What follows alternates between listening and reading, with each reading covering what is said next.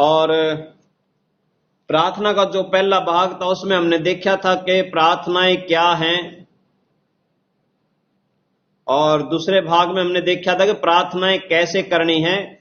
पिछली बारी जो हमने देखा था वो था कि प्रार्थनाएं कैसे करनी है।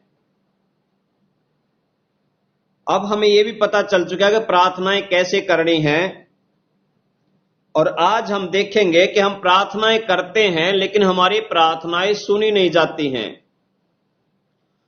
कौन सी रुकावटें हैं जो हमारी प्रार्थनाओं के अंदर आती हैं।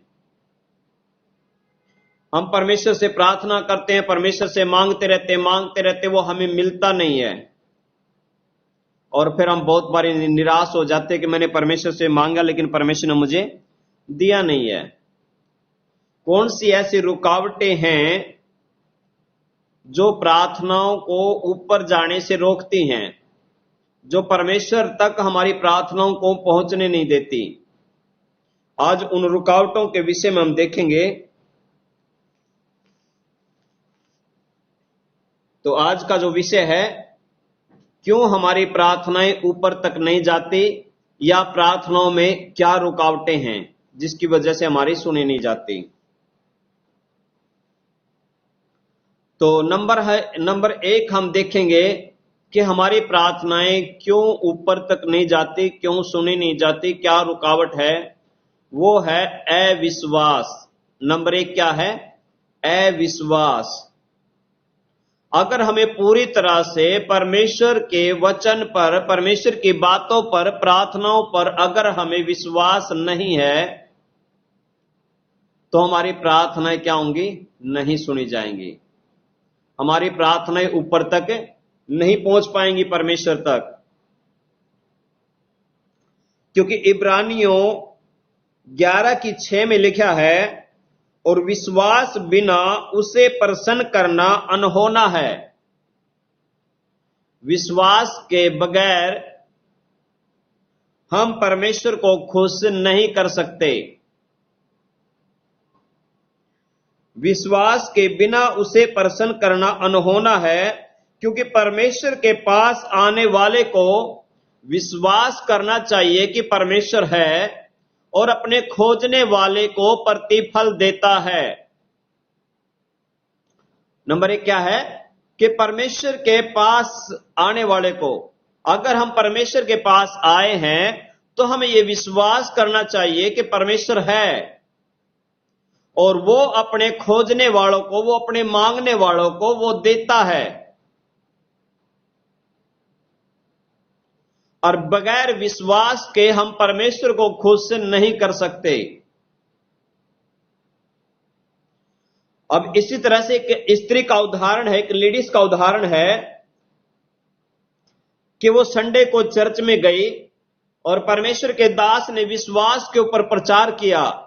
अगर तुम विश्वास करोगे, परमेश्वर का वचन क्या कहता है? विश्वास करोगे तो तुम पहाड़ को कहोगे यहां से हटकर दूर चला जा, तो वो दूर चला जाएगा। इतनी विश्वास के अंदर इतनी सामर्थ है। तो उस दिन प्रभु के दास ने विश्वास के ऊपर प्रचार किया, और उस स्त्री का विश्वास क्या हुआ?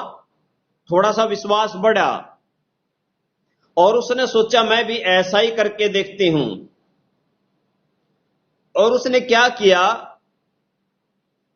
कि उसके घर के सामने, बिल्कुल दरवाजे के उसके सामने एक पेड़ था, जिस तरह से आंगन के अंदर पेड़ होता है। आंगन के अंदर उसके एक पेड़ था, और उसने रात को सोते हुए कहा कि हे पेड़, यीशु के नाम से सरक कर यहां से दूर चला जा। और इतना कहने के बाद वो सो गई। और जब सुबह उठी तो सबसे पहले उसने उस पेड़ को देखा। और जब उसने उस पेड़ को देखा तो उसने देखा पेड़ तो वहीं का वहीं है। फिर उसने मन के अंदर पता क्या गया? उसने कहा मुझे पता था इस पेड़ ने कहां जाना है। यानी कि उसका विश्वास पहले से अंदर उसने बोल तो दिया, उसने ये चीज बोल तो दी कि पेड़ सरक के यहां से वहां चला जा, लेकिन अंदर से जो उसका विश्वास था, उसका विश्वास ये था कि मुझे पता है कि ये पेड़ यहां से सरक कर कैसे जाएगा। तो ये क्या है? ये उसका अविश्वास था, जिसकी वजह से पेड़ वहां से नहीं सरका।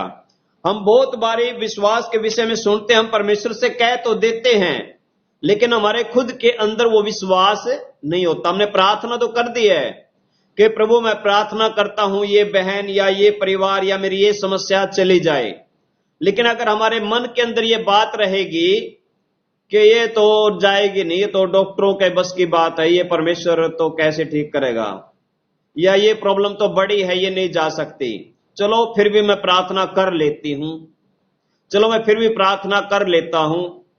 अगर ऐसे करके हम प्रार्थना करेंगे तो हमारी प्रार्थनाएं नहीं सुनी जाएंगी। क्यों? क्योंकि वो अविश्वास हमारे हृदय के अंदर आ गया है। लेकिन यहां वचन बताता है कि परमेश्वर के पास आने वाले को, अगर हम परमेश्वर के पास आए हैं, परमेश्वर की उपस्थिति में आए हैं, परमेश्वर के चरणों में बैठकर अगर हम परमेश्वर से मांग रहे हैं, तो हमें यह विश्वास करना चाहिए कि हमारा परमेश्वर जीवित परमेश्वर है और वो हमारी प्रार्थनाओं को सुनने वाला परमेश्वर है और वो हमारी प्रार्थनाओं को सुनकर उत्तर देने वाला परमेश्वर है। इस विश्वास के साथ जब हम प्रार्थना करेंगे तो हमारी प्रार्थनाएं सुनी जाएंगी। और नंबर 2, याकूब में जब देखते हैं, याकूब 1:6 और 7 में, पर विश्वास से मांगे और कुछ संदेह ना करें। हमें क्या करना है? विश्वास से मांगना, संदेह नहीं करना कि यह नहीं हो सकता, बल्कि 100% यह सोचना है कि परमेश्वर इस काम को कर चुका है। क्योंकि उसका वचन कहता है कि मांगने से पहले, अब परमेश्वर विश्वास की कहां पर बात करता है कि मांगने से पहले विश्वास करो कि तुम्हारे लिए हो गया है। अभी हमने मांगा नहीं है, लेकिन हमें पहले से विश्वास है कि परमेश्वर ने मेरे मांगने से पहले मुझे दे दिया है। जब ऐसा विश्वास करके आप प्रार्थना करोगे, तब आपकी प्रार्थनाएं ऊपर तक पहुंचेंगी, परमेश्वर तक, और फिर परमेश्वर उन प्रार्थनाओं को आमीन करेगा। यहां पर लिखा, पर विश्वास से मांगे कुछ संदेह ना करे, क्योंकि संदेह करने वाला समुद्र की लहर के समान है, जो हवा से बहती और उछाली जाती हैं। हालेलुया। तो क्या है कि संदेह करने वाला क्या है? समुद्र की लहर के समान है, कभी उठी कभी बैठ गई, कभी उठी कभी बैठ गई। लेकिन परमेश्वर का वचन क्या कहता है कि हमें विश्वास से मांगना है, और विश्वास से मांगे और कुछ संदेह ना करे, क्योंकि संदेह करने वाला समुद्र की लहर के समान है, जो हवा से बहती और उछलती है। ऐसा मनुष्य यह ना समझे कि मुझे प्रभु से कुछ मिलेगा। अगर ऐसा विश्वास वो करेंगे तो ये समझ ले उन्हें परमेश्वर से कुछ भी नहीं मिलेगा। लेकिन अगर आप विश्वास के साथ प्रभु से मांगेंगे कि आज जो प्रार्थनाएं मेरे विषय में की जाएंगी, आज जो प्रभु के सेवक ने मेरे लिए जो प्रार्थनाएं की हैं, तो परमेश्वर ने मेरे जीवन में काम करेगा नहीं, बल्कि कर दिया है।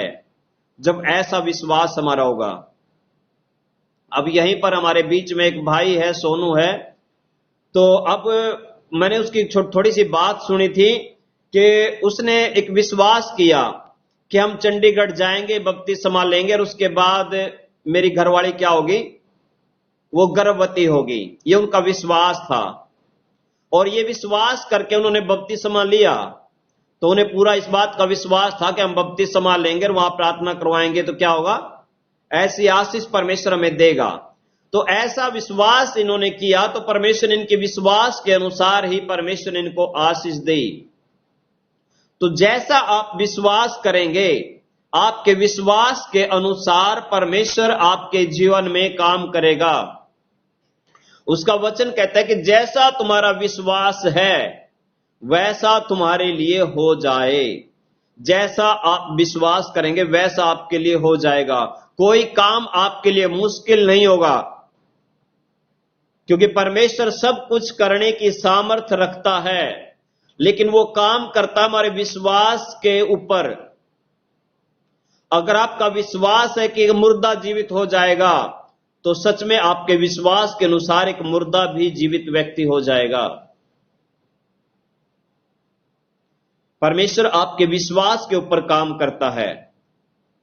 तो जितना बड़ा आपका विश्वास होगा उतने बड़े चमत्कार आपके जीवन में होंगे, उतनी बड़ी आशीष से आपके जीवन में परमेश्वर आपको देगा। तो नंबर 1 क्या है कि अविश्वास है जिसकी वजह से हमारी प्रार्थनाएं नहीं सुनी जाती, एक रुकावट है। जब हम परमेश्वर के पास उपस्थिति में आते हैं, परमेश्वर से जब हम प्रार्थना करते हैं, तो हमें विश्वास करना चाहिए कि हमारा परमेश्वर जीवित परमेश्वर है और वो हमारी प्रार्थनाओं को सुनने वाला परमेश्वर है और सुनकर उत्तर देने वाला परमेश्वर है। जब ऐसे विश्वास के साथ आप प्रार्थना करोगे तो आपकी प्रार्थनाएं परमेश्वर सुनेगा और आपके जीवन में काम करेगा। और दूसरा क्या रुकावट है प्रार्थनाओं के अंदर? नंबर 1 तो हो गया अविश्वास, और दूसरी रुकावट है किस वजह से हमारी प्रार्थनाएं परमेश्वर तक नहीं पहुंच पाती। दूसरी बात है क्षमा ना करना। क्षमा ना करना। अगर हम प्रार्थना कर रहे हैं, जैसे मैंने बताया था, प्रार्थना पिछली बारी बताया था कैसे करनी है। हमें परमेश्वर की उपस्थिति में होकर, बैठकर, पवित्र आत्मा की अगुवाई में होकर हमें प्रार्थनाएं करनी है। तो हमें प्रार्थना तो कर रहे हैं, लेकिन आज है कि हमारी प्रार्थनाएं ऊपर तक नहीं जा पा रही हैं। तो क्यों नहीं जा पा रही हैं? नंबर 1 अविश्वास के कारण, और नंबर 2 है क्षमा ना करने के कारण। अगर हम प्रार्थना में बैठे हैं, अगर हमारे दिल में किसी के प्रति गुस्सा है, कड़वाहट है, नफरत है, जलस है, तो हमारी प्रार्थनाएं नहीं सुनी जाएंगी। अगर हमारे भाई के प्रति, अगर हमारी बहन के प्रति, अगर हमारे रिश्तेदारों के प्रति, अगर हमारे पड़ोसी के प्रति, अगर हमारे पत्नी पति के प्रति कोई भी गुस्सा, कड़वाहट, नफरत, जलस हमारे अंदर है, तो हमारी प्रार्थनाएं ऊपर तक नहीं जाएंगी। और हम देखते हैं मरकुस 11 की 25 और 26, यहां पर लिखा है, और जब कभी तुम खड़े हुए प्रार्थना करते हो, यदि तुम्हारे मन में किसी के प्रति कुछ विरोध है, किसी के प्रति कुछ विरोध है, तो क्षमा करो, इसलिए कि तुम्हारा स्वर्गीय पिता भी तुम्हारे अपराध क्षमा करेगा। और यदि तुम क्षमा ना करो तो तुम्हारा पिता भी जो स्वर्ग में है तुम्हारा अपराध क्षमा नहीं करेगा। अगर हम क्षमा नहीं करेंगे तो हमारा परमेश्वर भी हमें क्षमा नहीं करेगा, हमारी प्रार्थनाएं नहीं सुनी जाएंगी। अब जिससे आप नफरत कर रहे हैं, जिससे आप कड़वाहट कर रहे हैं, उस व्यक्ति का कुछ भी नहीं जाएगा। हो सकता है किसी भाई ने, किसी पड़ोसी ने आपका दिल दुखाया है, किसी ने आपको गाली दी है, किसी ने आपका भरा बुरा कर दिया है। अगर आप उसे क्षमा नहीं कर पा रहे तो उस भाई का कुछ नहीं जाएगा, लेकिन हमारा नुकसान हो जाएगा, हमारा लॉस हो जाएगा, क्योंकि हमारी प्रार्थनाएं परमेश्वर तक नहीं पहुंच पाएंगी। इसलिए चाहे हमारा दुश्मन ही क्यों ना हो, परमेश्वर का वचन उसके विषय में बताता है कि तुम अपने बैरियों से प्रेम रखो और अपने दुश्मनों के लिए प्रार्थना करो, उनको श्राप ना दो बल्कि उनके लिए आशीष को मांगो। जब आप ऐसा करेंगे तब आपकी प्रार्थनाएं सुनी जाएंगी। जब आप दुश्मनों के लिए भी आशीष को मांगेंगे, जब आप दुश्मनों के लिए भी आप प्रार्थना करेंगे, प्रभु ने क्षमा कर और उन्हें आशीष दे, जब हम ऐसा करेंगे तब हमारी प्रार्थनाएं सुनी जाएंगी। फिर उन प्रार्थनाओं को शैतान की ताकत नहीं है कि वो हमारी प्रार्थनाओं को रोक सके। लेकिन अगर हमारे दिल के अंदर किसी के प्रति गुस्सा है, कड़वाहट है, नफरत है, जलस है, और हम क्षमा नहीं कर पा रहे हैं, चाहे वो पत्नी ही क्यों ना हो, चाहे पति ही क्यों ना हो, तो हमारी प्रार्थनाएं नहीं सुनी जाएंगी। परमेश्वर का वचन कहता है कि तुम्हारा क्रोध शाम तक खत्म हो जाना चाहिए, बिस्तर में लेटते समय तक तुम्हारा क्रोध खत्म हो जाना चाहिए। अगर तुम्हारा क्रोध, तुम्हारी जलस अगले दिन तक रहती है तो वो पाप बन जाती है। अब जिस किसी ने आपका बुरा किया उसका कुछ नहीं जाएगा, लेकिन आप पापी ठहर जाएंगे अगले दिन तक। और अगर आप अपने दिल में उसके प्रति गुस्सा रखते हैं, अगर आप अपने दिल में उसके प्रति कड़वाहट रखते हैं, नफरत रखते हैं, जलस रखते हैं, उसे शाम तक अगर आप क्षमा नहीं करते हैं, तो वही आपके लिए क्या बन जाएगी? पाप बन जाएगी। वो क्षमा ना करना ही आपके लिए पाप बन जाएगा, और आपकी प्रार्थनाएं फिर ऊपर तक नहीं जा पाएंगी, चाहे आप जितनी मर्जी प्रार्थनाएं कर लें। एक गवाही मैं बताना चाहूंगा। यहां पर एक बहन थी, और उस बहन को एक बीमारी थी, और प्रभु के बड़े बड़े सेवक आ लिए, उन्होंने उसके लिए प्रार्थनाएं की। ये मैंने पहले भी आपको शायद बताई है। उन्होंने उसके लिए बहुत प्रार्थनाएं की, लेकिन उसकी बीमारी से वो चंगी नहीं हुई। उसने बहुत प्रभु के सेवकों से प्रार्थना करवाई, लेकिन वो ठीक नहीं हुई। लेकिन एक बारी क्या हुआ, एक बुजुर्ग पास्टर उसके घर में गया, और बुजुर्ग पास्टर ने उसके लिए प्रार्थना नहीं की, बल्कि उस बुजुर्ग पास्टर ने उसको बोला कि बेटे, तू अपने दिल की बात मुझे बता कि तेरे दिल के अंदर है क्या? किसी के प्रति कोई बात तो नहीं है? कभी भी किसी के प्रति हो सकता आज से 10 साल पुरानी कोई बात है, हो सकता कोई 20 साल पुरानी कोई कड़वाहट है, या कोई ऐसी बात है जो तेरे अंदर चुभ रही है। तो उस बहन ने बताई कि बचपन में उसके कोई रिश्तेदार या कोई भाई बंद या कोई मां बाप ऐसा था जिसने उसके साथ बुरा किया था, और वो उसे क्षमा नहीं कर पा रही थी, वो उसे माफ नहीं कर पा रही थी, और उस बात को अपने दिल में लगाए हुए बैठी थी। और उसमें दिल में लगाए लगाए क्या हुआ कि वो बीमार पड़ी थी, लेकिन वो ठीक नहीं हो पा रही थी। सिर्फ किस वजह से? कि उसने उन व्यक्ति को क्षमा नहीं किया था, जो भी उसका रिश्तेदार था, या जो भी उसका कुछ लगता था, जिसके भी प्रति उसके दिल में कड़वाहट थी, उसे उसने क्षमा नहीं किया था। और क्षमा ना करने की वजह से वो भी खुद ठीक नहीं हो पा रही थी, क्योंकि परमेश्वर ने क्या क्या कहा यहां पर? यदि तुम अपने अपराधियों को क्षमा नहीं करोगे तो तुम्हें भी क्षमा नहीं मिलेगी। अब वो बहन क्षमा नहीं कर पा रही थी, वो क्षमा नहीं कर पा रही थी, उसकी वजह से उसे भी परमेश्वर क्षमा नहीं कर पा रहा था, क्योंकि वो उस बीमारी को ठीक नहीं हो पा रही थी, उस बीमारी से। लेकिन उस प्रभु के सेवक ने, बुजुर्ग ने कहा, क्या कहा कि बेटी तू उसे क्षमा कर दे, माफ कर दे, तो तू अभी ठीक हो जाएगी। और जब उसने क्या किया, उसने जब उस गलती को माना और उसने क्षमा किया, तब जाकर वो ठीक हो पाई। वरना इतने सालों से वो बीमार चलते रही। प्रभु के इतने सेवक आए, किसी से भी कुछ नहीं हुए। अगर आप क्षमा नहीं करेंगे तो आप जितनी मर्जी प्रार्थनाएं करवा लो प्रभु के सेवकों से, जितने मर्जी आप प्रार्थना खुद कर लो या प्रभु के सेवकों से करवा लो, आप चंगे नहीं हो सकते। आज जो रुकावट हो सकता, कोई भी हो सकता। उस बहन के जीवन में तो बीमारी थी, लेकिन हो सकता हमारे जीवन के अंदर कोई और समस्या हो, क्षमा ना करने की वजह से, और बहुत सी समस्या किसी भी तरह से आ सकती है हमारे जीवन में। तो जब तक हम क्षमा नहीं करेंगे तो हमारी प्रार्थनाएं, जिस विषय के लिए हम प्रार्थना कर रहे हैं, जिस काम के लिए हम प्रार्थना कर रहे हैं, वो हमारा काम सफल नहीं होगा जब तक हम क्षमा नहीं करेंगे।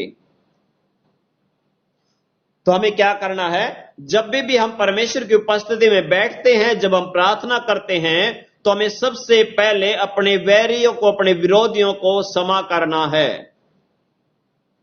और प्रभु से कहना, अगर जाने में अनजाने में भी प्रभु अगर किसी के प्रति कुछ मेरे दिल में है, तो प्रभु से कहना दाऊद के समान कि प्रभु मुझे जांच और मुझे परख है। अगर मेरे दिल के अंदर कोई ऐसी बात है जो मैं भी नहीं जान रहा हूं या मैं भी नहीं जान पा रही हूं, तो प्रभु तू मुझे बता और उस कमी को मेरे जीवन से निकाल। जब आप ऐसा कहेंगे तो हो सकता है आप कभी किसी से गुस्सा करके भूल गए हो, लेकिन वो बात आपको पता ही नहीं है कि वो गुस्सा मैं अभी कर रही हूं। क्योंकि हो सकता है किसी रिश्तेदार ने, किसी भाई बंद ने, किसी माँ बाप ने आपका ऐसा दिल दुखाया हो कि आप सोच रहे हो कि मैं कभी उसके घर में नहीं जाऊंगा, मैं कभी उससे मिलूंगा नहीं। हो सकता है कि मुझे एक उदाहरण आ रहा है कि किसी भाई ने कहा था कि मेरे गांव के अंदर मेरे भाइयों ने, मेरे रिश्तेदारों ने मेरी काफी बेइज्जती करी है, और वो मुझे बेकार समझते हैं, और मैं उन्हें मतलब कभी उनसे कभी बात नहीं करूंगा, मैं कभी उनके घर में नहीं जाऊंगा। अगर ऐसा भी आप सोच रहे हैं तो आप गलत सोच रहे हैं। आप उसे माफ करें और उसे क्षमा करें। चाहे कोई भी, हमें सबसे क्षमा मांगनी है, सबको एक समान प्रेम से। यहां तो परमेश्वर हम अन्य जाति के लिए, जिन्हें हम जानते भी उनके लिए प्रार्थना करते हैं। तो बहुत बारी होता है कि हमारे भाई बंद, हमारे रिश्तेदार बहुत कुछ हमें बोल देते हैं, लेकिन हमें सबको क्षमा करना है, क्योंकि उनका कुछ नहीं जाएगा, नुकसान हमारा होगा, हमें आशीष से परमेश्वर नहीं देगा। क्योंकि अगर आप सोचते वो बुरे व्यक्ति हैं, तो मैं विश्वास करता हूं कि परमेश्वर एक दिन उनको बदलेगा और वो भी आपकी तरह अच्छे व्यक्ति बन जाएंगे। क्योंकि एक दिन आप और हम भी बुरे व्यक्ति थे, लेकिन किसी भाई ने, किसी बहन ने हमारे लिए भी प्रार्थनाएं की हैं। उसने हमारी बुराई को नहीं देखा, लेकिन उन्होंने प्रार्थना की, आज हम परमेश्वर में हैं। इसलिए सबको क्षमा करें, किसी को भी अपने अपने हृदय में किसी के प्रति कोई ऐसी बात ना रखें, जलस, कड़वाहट, नफरत वाली। और या कभी ऐसा ना सोचे कि मैं कभी उसकी शक्ल नहीं देखूंगा, या कभी मैं उनसे कभी बात नहीं करूंगा, चाहे बीते समय में आपका जितना मर्जी उन्होंने दिल दुखाया है। आप कभी भी ये ना सोचे कि मैं कभी उनसे बात नहीं करूंगा, कभी मैं उनसे मिलूंगा नहीं, बल्कि उनके लिए तरस से भरना है। क्योंकि आप जानते प्रभु यीशु मसीह ने हमें क्षमा करना सिखाया है। क्रूस के ऊपर जो सबसे पहला वचन है वो एक ही बात है, हे पिता इन्हें क्षमा कर, क्योंकि ये नहीं जानते कि ये क्या कर रहे हैं। प्रभु यीशु मसीह ने किन लोगों को क्षमा किया है? जिन लोगों ने प्रभु यीशु मसीह को क्रूस के ऊपर चढ़ाया, उन्हीं लोगों को प्रभु यीशु मसीह ने क्षमा किया है और उनको कहा है, पिता इन्हें क्षमा कर, क्योंकि ये नहीं जानते।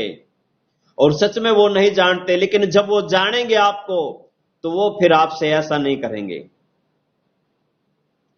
तो नंबर 2 क्या करना है? हमें क्षमा करना है। हमें किसी के भी प्रति गुस्सा, कड़वाहट, नफरत, जलस नहीं रखना।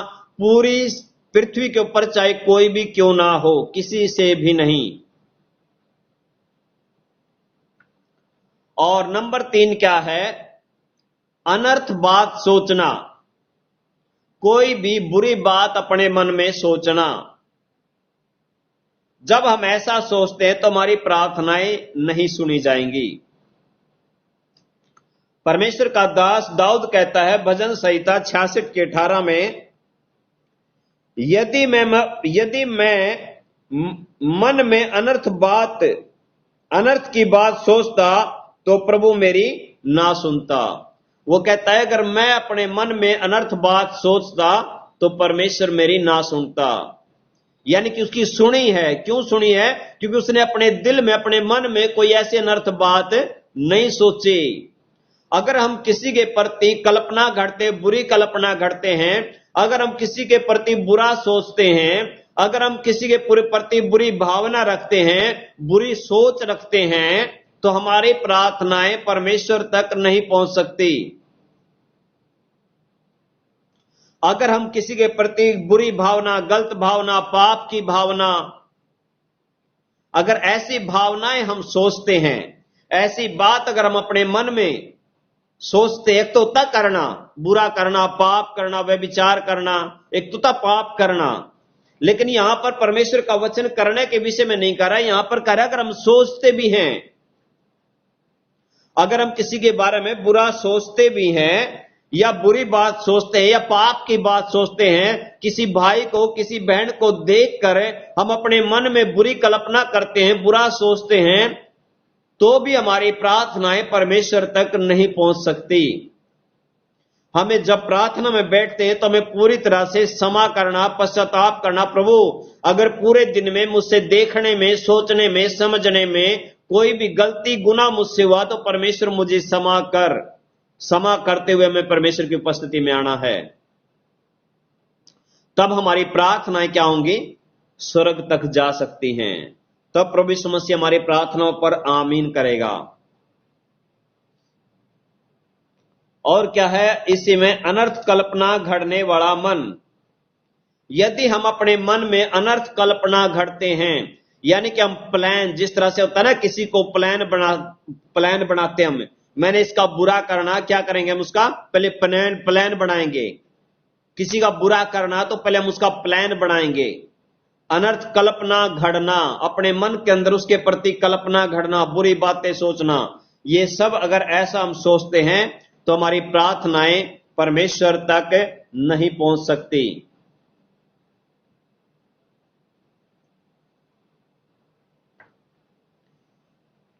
और नंबर 4 है अनुचित रीति से मांगना या बुरी इच्छा से मांगना। याकूब 4:3।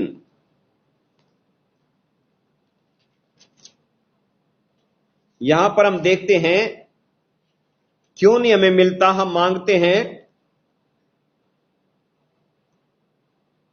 तुम मांगते हो और पाते नहीं, तुम मांगते हो और पाते नहीं, इसलिए कि बुरी इच्छा से मांगते हो ताकि अपने भोग विलास में उड़ा दो। हालेलुया। यहां पर लिखा है कि हम मांगते हैं लेकिन हमें मिलता नहीं है।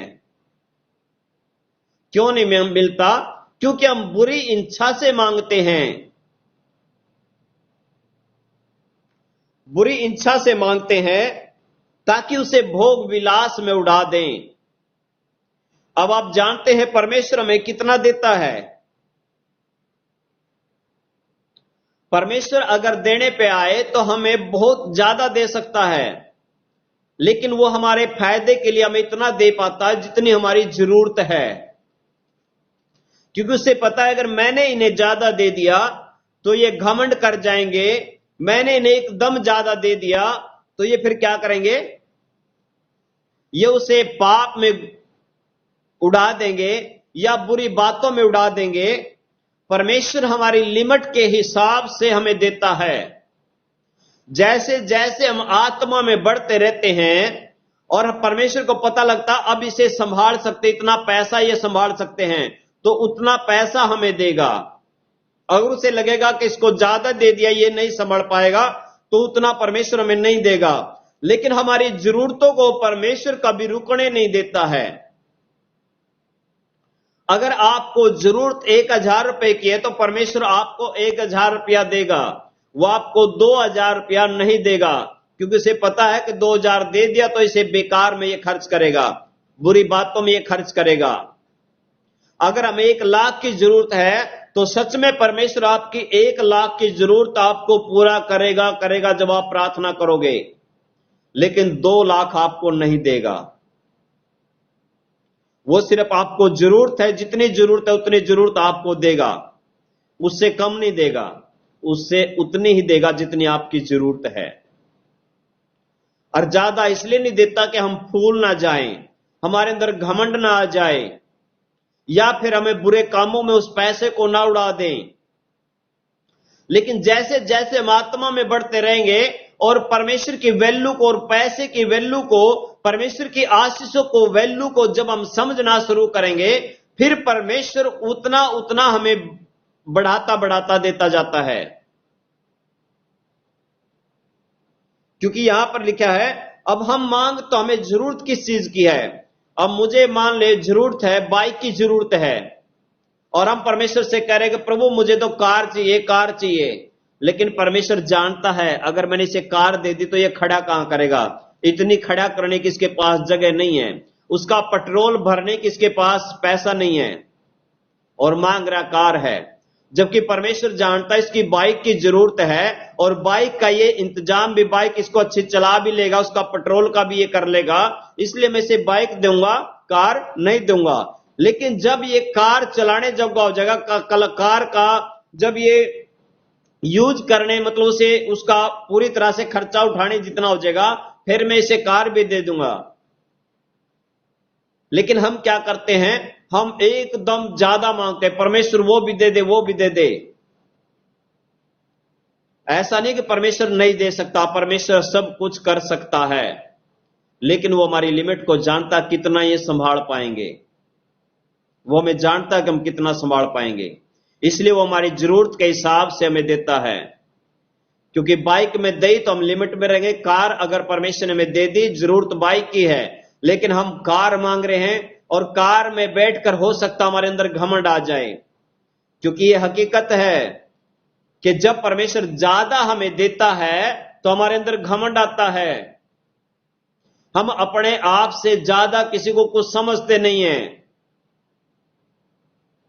तो इसलिए परमेश्वर जितनी हमारी जरूरत है उतनी हमें देता है, ताकि हम उसे बुराइयों में ना गुजारें, भोग विलास में ना गुजारें, या उसे फिर जितना हम उसे संभाल सकते हैं उतना परमेश्वर हमें देता है। और लास्ट का हम देखते हैं और क्या रुकावट है हमारी प्रार्थना में। विवाहित संबंध ठीक ना होना। क्या है? अगर हमारा विवाहित संबंध यानी कि अगर हमारा पति पत्नी का संबंध अगर सही नहीं है तो भी हमारी प्रार्थनाएं नहीं सुनी जाएंगी, रुकावट आ जाएगी हमारी प्रार्थनाओं में। हम पढ़ेंगे पहला पत्रस 3 की 6 और 7। यहां पर लिखा है, जैसे सारा इब्राहिम की आज्ञा में रहती और उसे स्वामी कहती थी, इसी प्रकार से तुम भी यदि भलाई करो और किसी प्रकार के भय से भयभीत ना हो तो उसकी बेटियां ठहरोगी। क्या करोगी?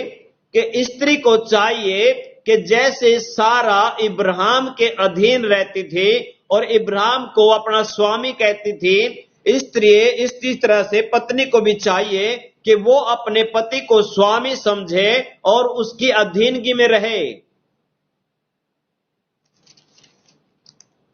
वैसे ही हे पतियों, तुम भी बुद्धिमानी से पत्नियों के साथ जीवन निर्वाह करो और स्त्री को निर्बल पात्र जानकर उसका आदर करो, यह समझकर कि हम दोनों जीवन के वारिस हैं।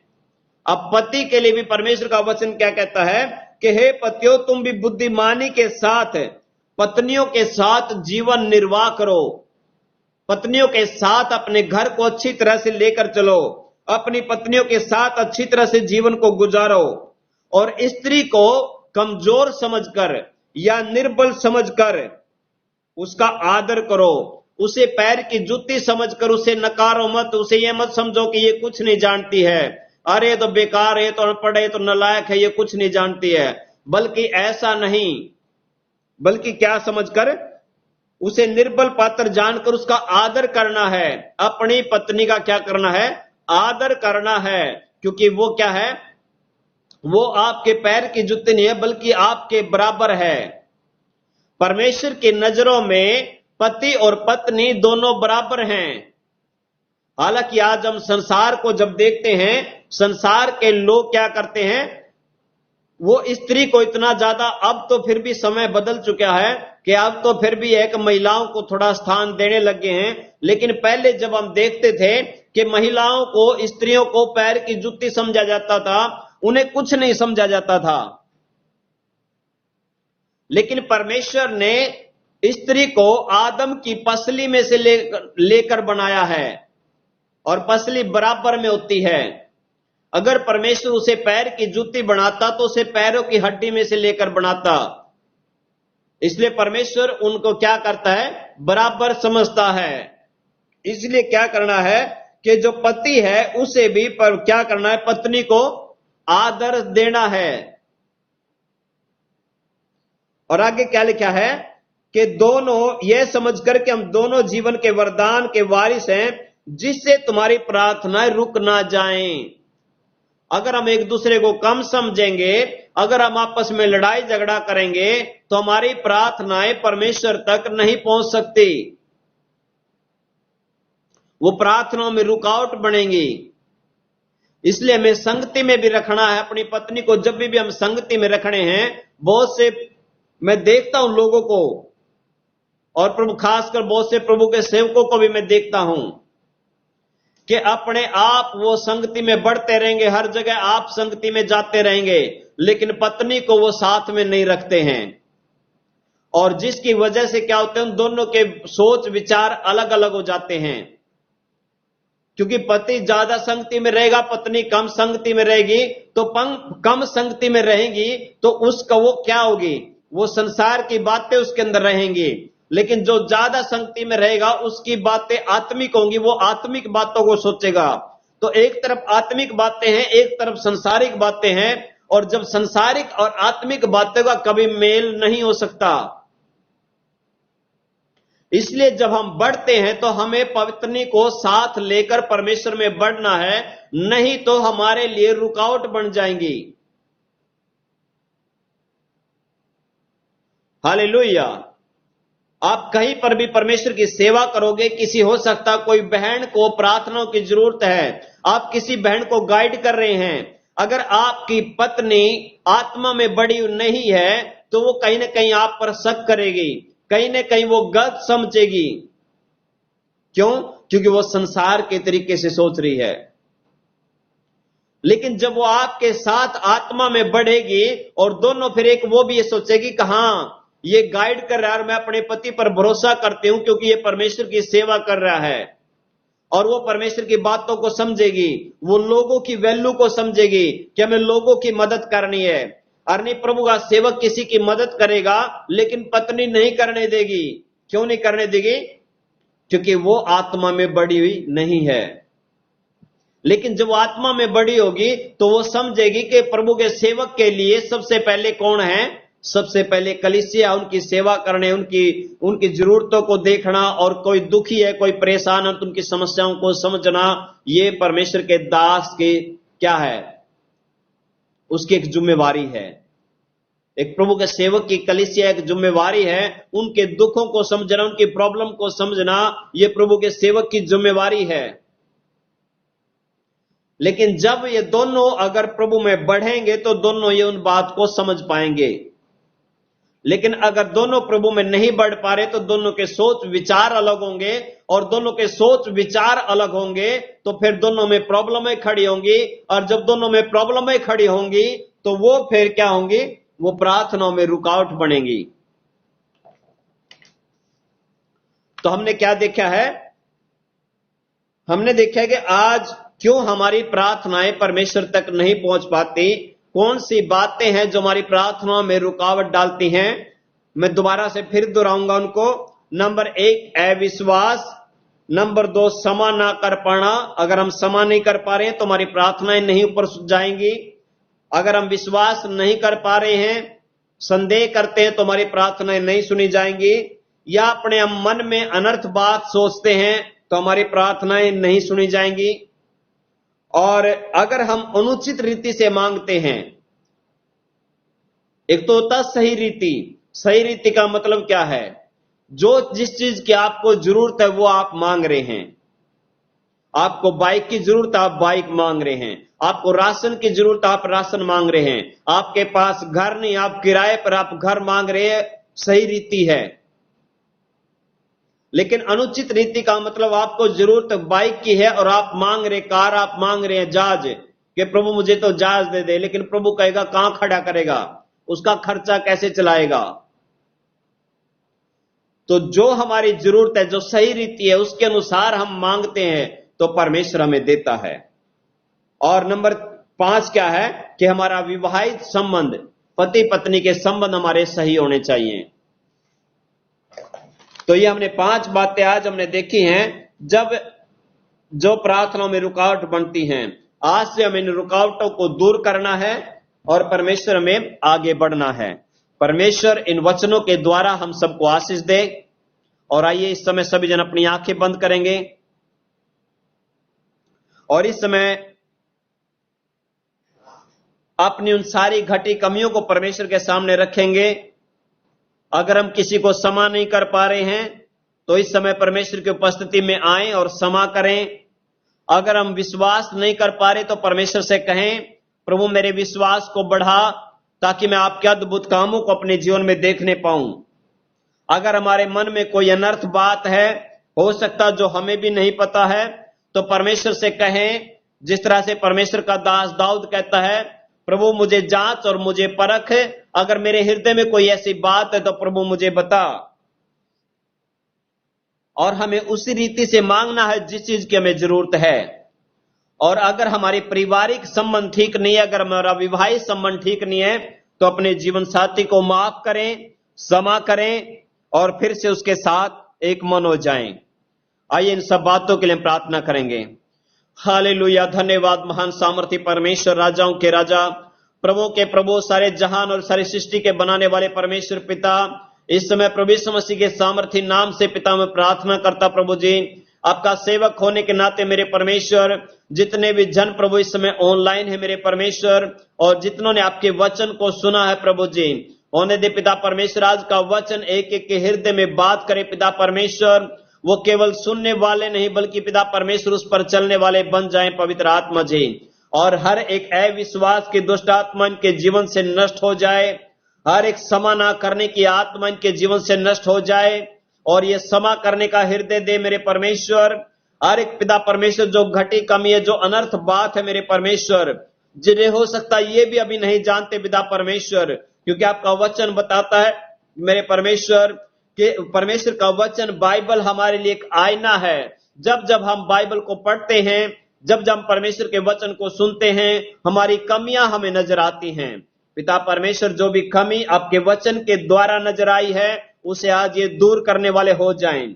और पिता परमेश्वर, जो भी विवाहिक संबंध में प्रॉब्लम है, सारे अंधकार की ताकतों को, हर एक प्रॉब्लमों को, हर एक समस्याओं को जो भी आ रही है इनके जीवन में, जो प्रार्थनाओं में आगे बढ़ने से रोकती हैं या प्रार्थनाओं को ऊपर जाने से रोकती हैं, सारी अंधकार की ताकतों को प्रभु यीशु मसीह के नाम से बांधते और बांध कर दूर करते यीशु के नाम से। हर एक बंधन प्रभु यीशु मसीह के नाम से इसी समय टूट जाए मेरे परमेश्वर। और पिता परमेश्वर, जब भी आज से ये प्रार्थना करें तो मेरे परमेश्वर प्रभु यीशु मसीह, इनकी प्रार्थनाएं मेरे परमेश्वर आमीन होने पाए मेरे परमेश्वर, क्योंकि आप आमीन के परमेश्वर हैं प्रभु यीशु। धन्यवाद पवित्र आत्मा जी, एक एक के जीवन में एक बड़े चमत्कार को करने के लिए मैं आपका धन्यवाद करता मेरे परमेश्वर। धन्यवाद पवित्र आत्मा जी, एक एक जन को आशीष देने के लिए मैं आपका धन्यवाद करता मेरे परमेश्वर। और जितने भाई बहन पिता परमेश्वर आज ऑनलाइन नहीं हो पाए पिता, उन्हें भी आपके हाथ में सौंपता हूं। जो भी रुकावटें प्रॉब्लम उनके जीवन में आ रही हैं, जो वो आपकी उपस्थिति में मेरे परमेश्वर शैतान आने से रोकता है, हर एक प्रॉब्लम यीशु के नाम से उनके जीवनों से दूर हो, और वो भी आपकी उपस्थिति में आए और आपसे आशीष पाए मेरे परमेश्वर। धन्यवाद पिता परमेश्वर, सारी महिमा आपको देते हैं। इस प्रार्थना को हमारे उद्धार करता प्रभु यीशु मसीह के नाम से मांगते हैं, आमीन आमीन। और आइए सभी जन इस समय अपनी आंखें बंद रखेंगे और हम लास्ट प्रार्थना और आशीष की प्रार्थना, हमारे बीच में पास्टर सुनील जी हैं, वो आशीष की प्रार्थना करेंगे और लास्ट प्रार्थना करेंगे।